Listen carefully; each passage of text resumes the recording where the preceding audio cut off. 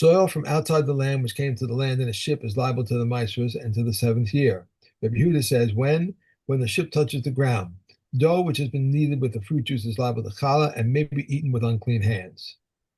A woman may sit and cut off her challah while she is naked, because she can cover herself but not a man. If one cannot make his dough in a state of cleanliness, let him make it in chalves. Let him not make it while unclean. But Rakiba says, let him make it while unclean, but let him not make it in chalves, where he designates by name with clean, so does he designate by name with the unclean. He designates this as challah, and he designates that as challah, and the calves have no part in this name. If one makes his dough in chavs and they touch one another, they are exempt from challah unless they interlock. Reb Eliezer says even if he withdraws and places into a basket, the basket combines them for challah. Okay. Okay. Hamafrish chalaso kemach. So here comes some fool who reckons that he's going to get ahead of the game, and he takes his flour and says, "Well, look, I'm not gonna. It's more convenient for me just to separate out a portion of flour as challah, and I'll give that to the kohen." So this is what he does.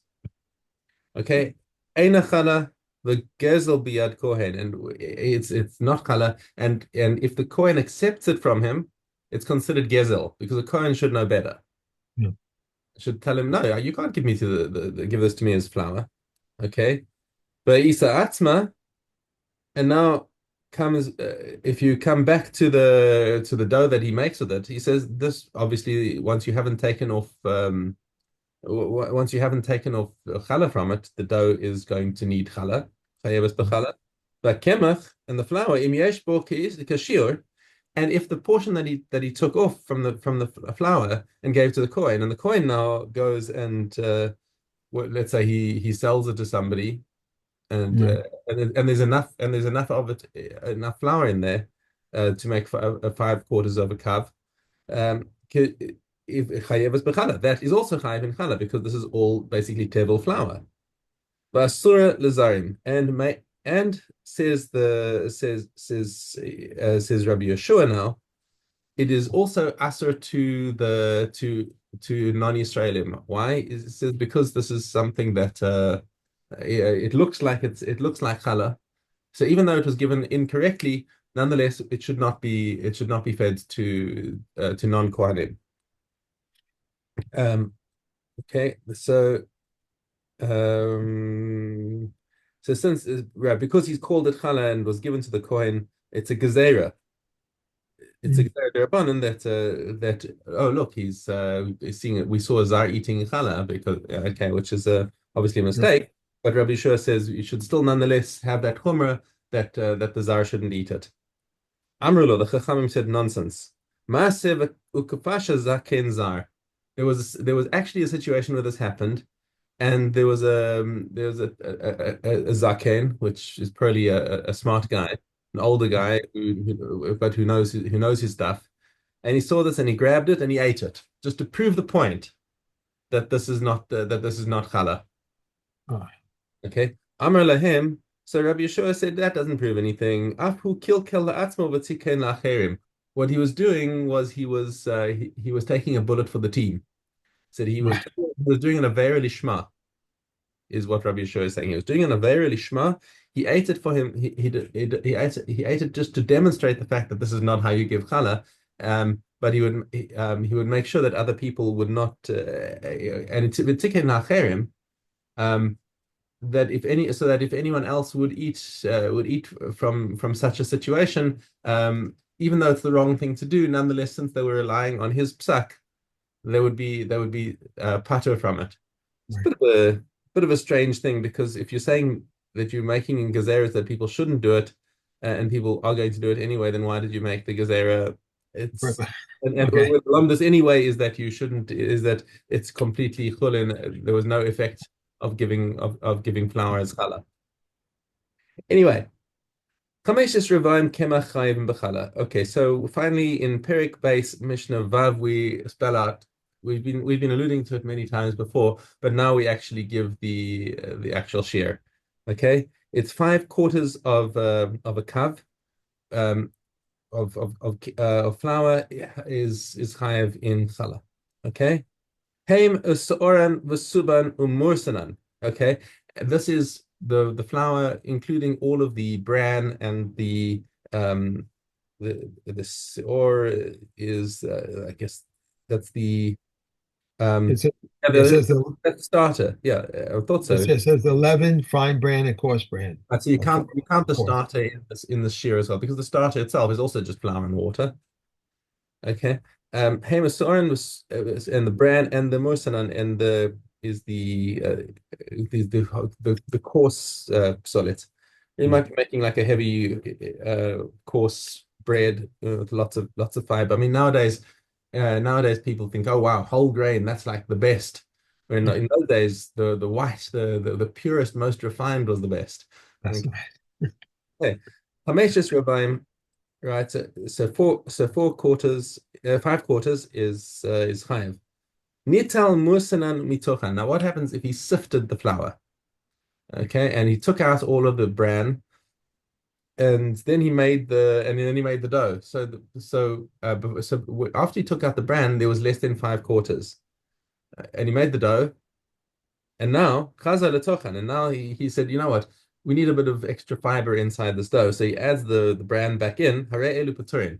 So even though the bran pushes it back over the limit, it's not counted as part of the dough anymore. Once it's been separated out specifically, it's considered psolet.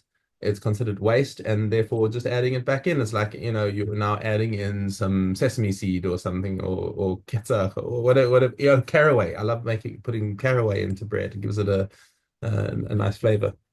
Anyway, but that's not considered part of the shear.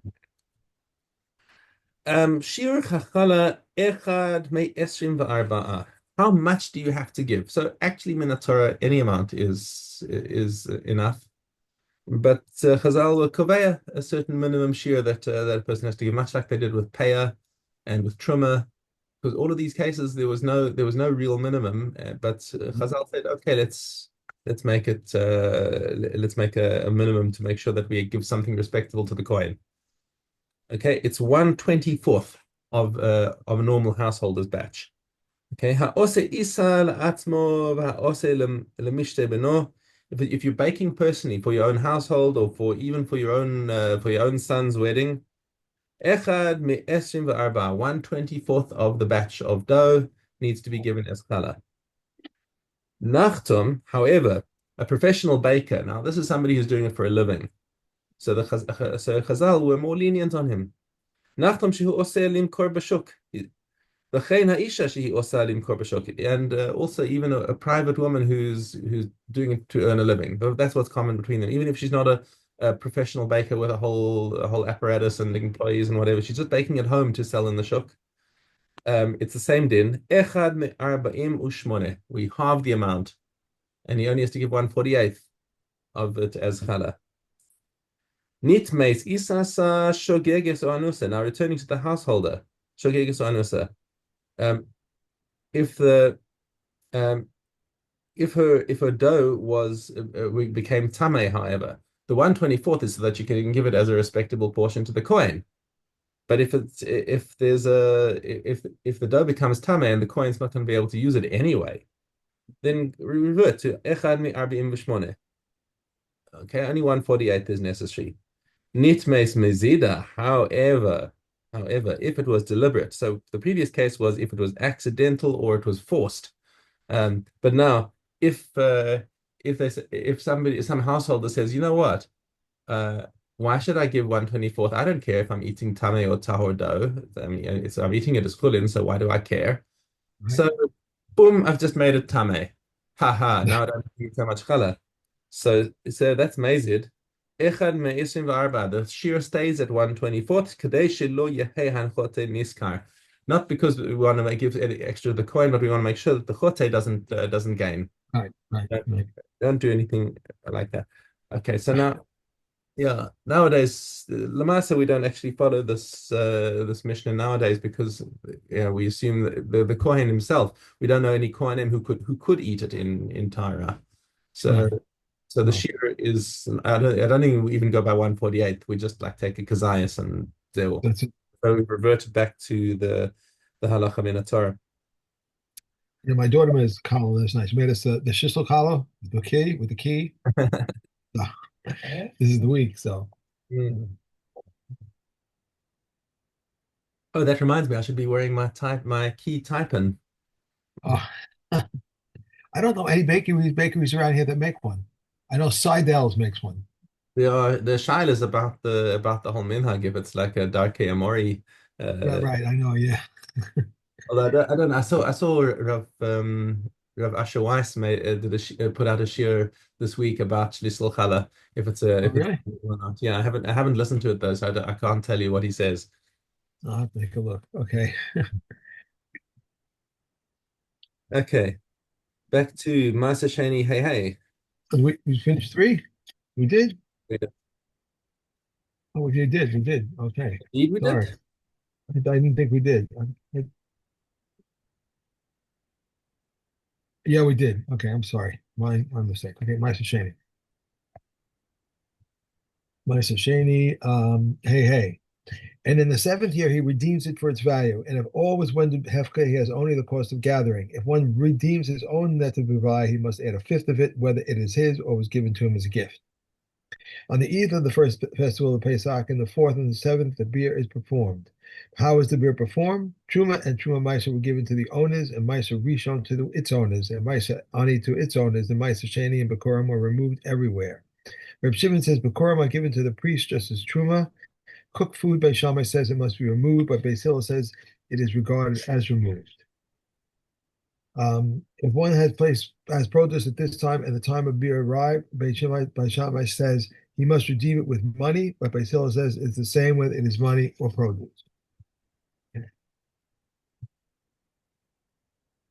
But that Reb Asher Weiss's share, where is that? Is on in Torah anywhere or Torah everywhere? Or I'm on his WhatsApp group, oh, okay, all right. and yeah, if you're interested, yeah, then you can Um, tell me if I don't get around to it. Yeah, I'll just forward it to you. okay. Trumos. Okay, Yud Aleph Zion. So too, if a jar of truma oil was upset, he is not enjoined to sit down and scoop it up, but deals with it as he would a chulin. If one pours from one jar into another and allows 3 drops to drip, he may put it into kulin. If he inclined it and drained it, it is truma. And how much truma and misa of the mime need there be to be required to him to take it to the priest? An eighth of an eighth.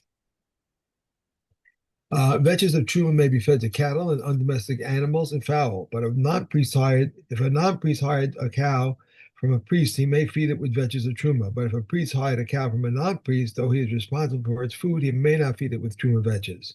A non-priest who received an appraised cow from a priest may not feed it with truma vetches, but a priest who received an appraised cow from a non-priest may feed it with vetches of truma. Okay.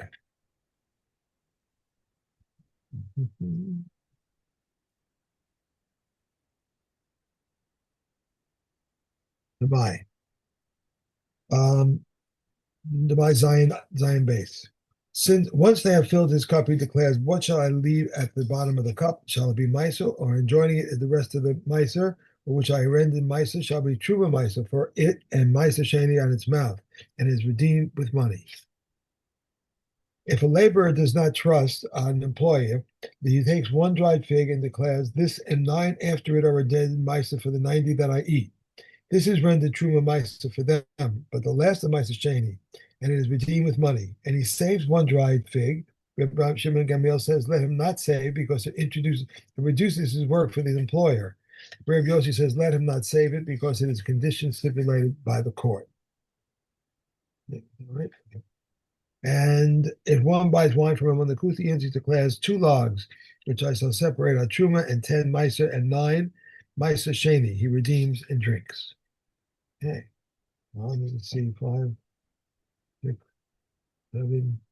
I think we'll not go on to a new one after this Damai. After Demai, if we're finishing Demai, then the next one is Kilayim. Liam, okay.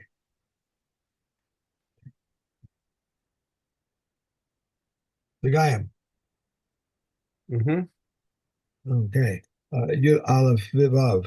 If Nega reappeared on the garment, the patch is saved. If Nega reappeared on the patch, the garment is burned. Part of a previously confined garment was used to patch a tahor garment. If nega reappeared on the garment, the patch is burned. If nega reappeared on the patch, the first garment is burned, and the patch functions as an indicator for the second garment.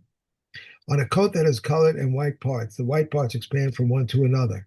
Rabbi Eliezer was asked, "What if there's only one white section?" He said to them, "I was not taught." Rabbi Yehuda ben Yisra said to him, "I can expound on the subject." And he said to him, "If it is to uphold the words of the sages, you may eat." He said to him, "Perhaps it will remain the same for 2 weeks, and clothing that remains the same for 2 weeks is tamei." He said to him, "You are a great scholar, for you have upheld the words of the sages." Continuous expansion may be of any size. A distant expansion must be the size of a grist, and returning expansion must be the size of a grist. The warp and the weft threads are immediately susceptible to Nagayim, and Rabbi Yehuda says the warp is susceptible only from the time it is boiled, the weft immediately, and the spun threads of linen from when they are bleached. How much yam must be on a spool to be susceptible to Nagayim?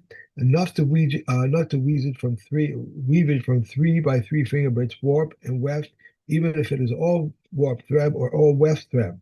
If the thread is disconnected, it does not become tummy. In the Gayam, and Rabbi Yehuda says even if it's split only once and he tied it, it does not become tummy. So I have to wait for 10 seconds in the kitchen. 10 seconds. Go for it.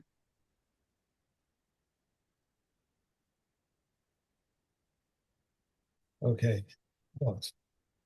Avos. Yud Daled. There are 4 types of people who go to the study hall. One who goes to the act, the reward for going is in his hand. The one who acts but does not go, the reward for acting is in his hand. One who goes and acts is a pious person, and one who goes not go and does not act is a wicked person. There are 4 types of people who sit before the sages: a sponge, a funnel, a strainer, a sieve, a sponge, and which soaks up everything, a funnel which takes in one end and passes to the other end of the strainer, which removes the wine but collects the dregs, a sieve which removes the flour dust but collects the fine flour. Any love that depends on a particular thing, when that thing ceases, the love will cease. But a love that does not depend on any particular thing, it will never cease. What is an example of love that depends on a particular thing? Love of Ammon and Tamar. And what is the example of love that does not depend on any particular thing? The love of David and Jonathan. Okay. Okay. On to Vamos. Last one in the Vamos. Rabbi Kiva said, when I went down to the Hardea to fix the leap year, I encountered the Chama ben Beis Deli. He said to me, I've heard that in Eretz Israel they do not permit a woman to be married by the testimony of a single witness, except for Rabbi Yehuda ben Barbara. I said to him, this is correct. And he said to me, tell them in my name, you know that the country is in turmoil because of ravaging troops. I have a tradition from Ram Gamaliel, the elder, that we permit a woman to be married by the testimony of a single witness. When I came and presented the matter before Rabbi Gamaliel, he rejoiced at my words and said, we have found a companion for Rabbi Yehuda ben Bava. As a result of the exchange, Rabbi Gamaliel recalled that some men had once been killed in Tel Azar, and Rabbi Gamaliel, the elder, had permitted their wives to remarry on the testimony of a single witness. It then became established for remarriage on the testimony of a single witness, and it became established to remarriage on the testimony of one witness quoting another, and the testimony of a slave, a woman, and a slave woman. Reb Eliezer, and Reb Yeshua say we do not permit a woman to remarry by the testimony of a single witness.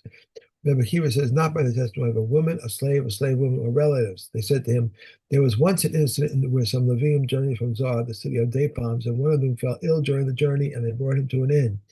On their return trip, they said to the woman innkeeper, where is our companion? She said to him, he died, and I buried him.